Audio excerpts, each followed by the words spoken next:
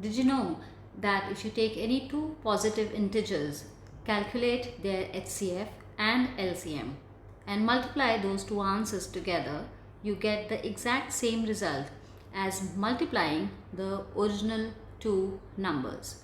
So mathematically, if we have the two numbers A and B, their HCF and LCM, we multiply them together, the product is exactly equal to the product of those two numbers.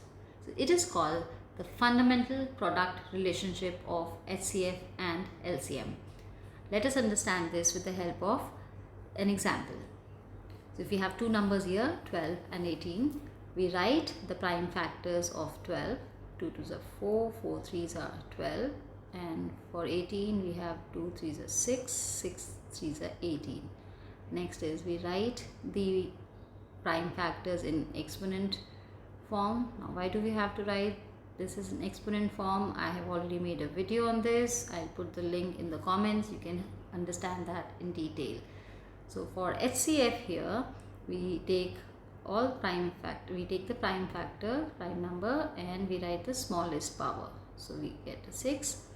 For LCM, we write the prime factors and we write here the highest power. So we get 4 times 9 equal to 36.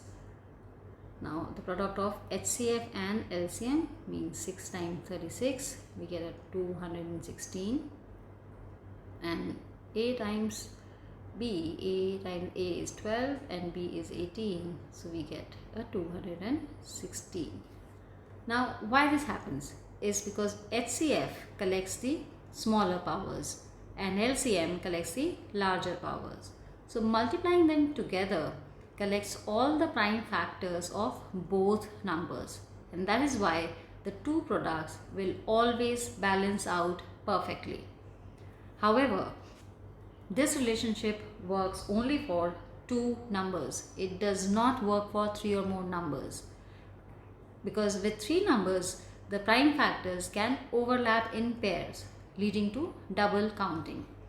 So remember, always use this method when you are dealing with exactly 2 numbers. Let us do this practice question. The HCF of 2 numbers is 12 and the LCM is 180.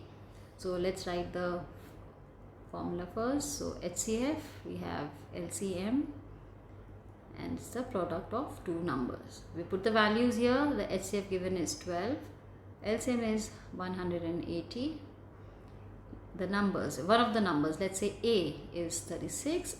Find the second number, so we find the value of B. So to find the value of B, we'll just substitute. We transpose here 12 into 180 and we transpose 36, it comes here.